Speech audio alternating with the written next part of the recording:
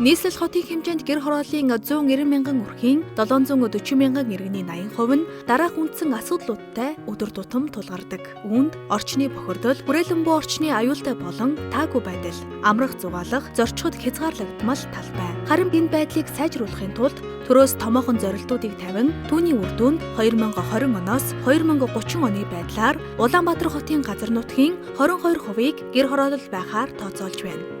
Гэхдээ энэхүү зорилт нь ойрын 10-аас 15 жилийн төлөвлөгөө гэдгийг дахин санацгаая. Яг одоогийн байдлаар нийслэл хотын 70%-ийг гэр хороолол эзэлж байгаа бөгөөд Улаанбаатар хотын экологийн тулгымдсан асуудлын 3.2%-ийг мөн л гэр хорооллын өнөөгийн байдалтай холбон үзэж байна.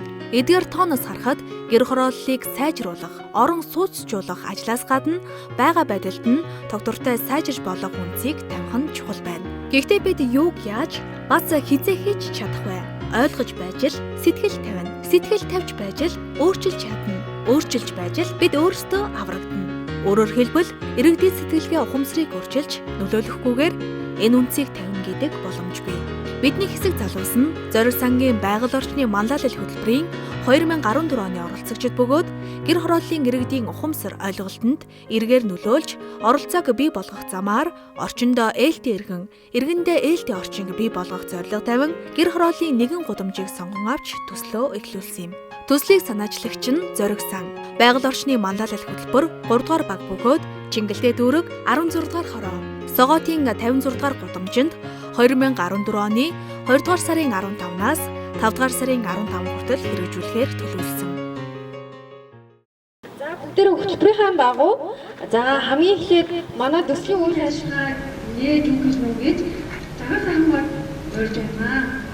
За сайн байцгаана 14 дугаар орон нээж өгөх. Тэгээд 50 дугаар гудамжны хэрэгжүүлж таавал энэ сайн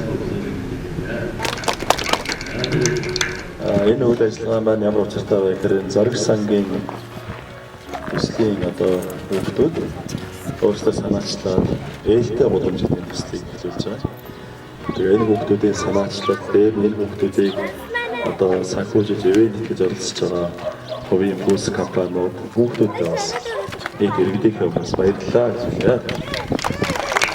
За тэгээд энэ байгууллагын төлөөллөөс мөн энэ төсөлтэй манай холбоотой үг хэлнөө хэмээн за MCS Coca-Cola компани төлөөллийг өгч байна. За сайн байцгаана уу? Та бүхэн өдрийн мэндийг хүргэе. Coca компани маань усны асуудлаар маш олон төрлийн үйл ажиллагааг явуулдаг байгаа. Дэлхийн Coca-Cola маань бид бас Монгол улсынхаа усны нөөцийг хайрлан хамгаалах үйлдэл хувь нэмрээ оруулахаар эх орныхоо усны ирээдүйн төлөө гэсэн аймаг Bonoco брэндийнхаа нэрийн дор ээлтэй гудамж төслийг дэмжих хэлбэр ажиллаж байгаа юм аа. Тэгээд бидний энэ төсөл маш үр дүнтэй болж бусад олон гудамжны иргэд бидний ажлыг хараад урам зориг орж бид нар ч гэсэн өөрчлөлт хийж чадах юм байна гэж жишээ аваад өөрсдийнхөө амьдарч байгаа орчныг ээлтэй гудамж болгон өөрчлөх хаа гэмээр итгэж байна.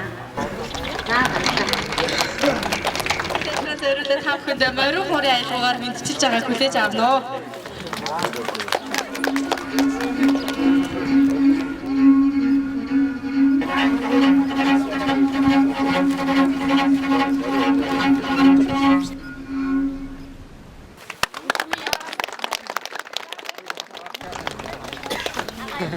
За энэ авьяаслах хүүхдүүдтэй MCS Coca-Cola компани Bonoco брендийн гарын бэлгийг галтуулъя.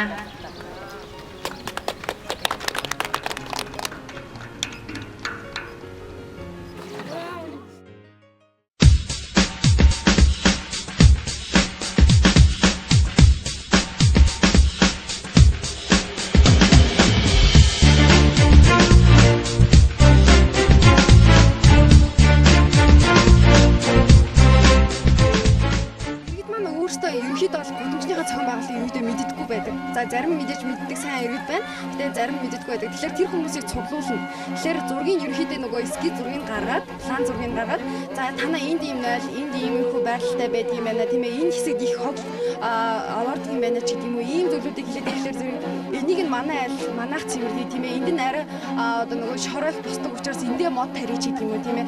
Яг иргэд өөрсдөө илүү тэр нөгөө саналаа хаана мод тарьж болох юм гэдэг тийм саналыг өөрсдөө гаргаж чадж байгаа байхгүй юу?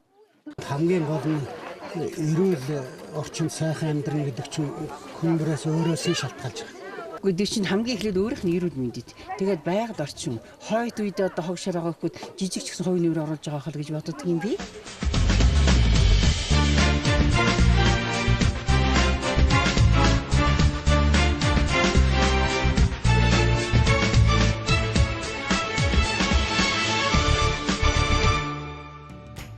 Төслийн үйл ажиллагааг хэрэгжүүлэх боломжийг тодорхой шалгууртайгаар сонгон авч судалгаа авсан ба хамгийн гол нь одоо байгаа байдлыг сайжруулах ямар боломж, санал, мөн хүсэл байгааг иргэдээс авч төслийн үйл ажиллагаанд тусгаж чадсан. Төсөл хашааны гадна болон дотор гэсэн үндсэн хоёр хэсэгтэй ба хашааны гадна хэсэгт бидний өдөр тутам нүдний дасал болсон хурхогоор дүүрэн жалгаж цэвэрлэн тогтчулж, мод тарьж зүлэгжүүлэхээс гадна алхах, мөн устай чаргаа түрээд явах боломжтой ягуун хүний замыг хийж өгсөн байна. Хашаануудыг байгалийн өнгөт шохоогоор тутаж, хашааны хаалгуудыг ч мөн адил жиг дүнхтэй болгосон. Түүнчлэн хөгшдөд сууж амрах сандал, хүүхдүүдэд тоглоомын талбайг мөн хийсэн байна. Хашааны дотор мөн цэвэрлэгээ тогтчлтыг хийж, тоос багасгах зорилттой багаахан явган хүний замуудыг хийж, айлуудын гэрт агаар цэвэршүүлэх боломжтой тасалгааны навчид ургамлыг тарьсан байна.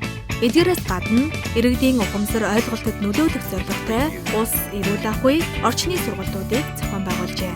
Төслийн онцлогийг дурдвал иргэдийн санал санаачлагыг тусгаж, үйл ажиллагаагаа төлөвлөж, тэдний оролцоонд түшиглэн хэрэгжүүлж байна. Тогтчлтын ажилд барилгын хаягдал болон хуучин материалуудыг ашиглан хямс төсөр, хурдан хугацаанд мөн бусад иргэд санаа авч хэрэгжүүлж болгоц арга техникүүдийг ашигласан байна. Би Сагаатын 56 дугаар гудамд амьдардаг. Унган оршин суугч. Манай гудам айгуу гоё болж байна. Тэр болгоныг бол энэ зориг сангийн залуучууд мөн бусдад энэ ивент итгэж байгууллагууд бидэнд санал болгоод бид нар бол одоо тэр саналын дагуу хамтран ажиллаж байгаа. Иргэний оролцоотойгоор ингээд Манай гудамыг одоо маш гоё болгож игж байгаа ах нэгчтэй бас баярлалаа. ингээд хамтран ажилласан залуучуудтай болон Гон байгуулж байгаа ах эгч нартай маш их баярлалаа. Ивент итгэж байгаа Bonaco брэндтэй бас баярлалаа. Иргэдийн маань санал санаачлагыг дэмжин төслийн төсвийг 100% гарган хамтран хэрэгжүүлэгч бол MCS Coca-Cola компанийн Bonaco брэнд юм. Тус компани нь Монгол орны усны нөөцийг хамгаалах үйл ажиллагааг явуулахаар их орныхоо усны ирээдүйн төлөө айныг эхлүүлэн хэрэгжүүлж байгаа илээ. Bonaco брэнд нь Улаанбаатар хотын гэр хорооллын өнөөгийн байдал, түүний газрын гүний болон гадаргын усны нөлөөллийг бууруулах ажлын нэгэн хэсэг хэмээн үзэж, манай төслийг дэмжсэн байгаа. Монголын томоохон компани дэмжлэгийг төслийн иргэд олон нийтэд хүргэх ажил маань амжилттай хэрэгжиж байна. Мөн Азийн сан хадуу хог хаягдал орчны тогтчлолтод хөрөнгө оруулалт хийж байгаа бол Чингэлтэй дүргийн улаан загалмай хороо нь сайжруулсан агаар жуулагчтай жорлон барих болон орчны эрүүл ахуйн сургалтыг зохион байгуулж төслийн үйл ажиллагаанд үнэтэй хөв нэмэр оруулж байгаа илээ.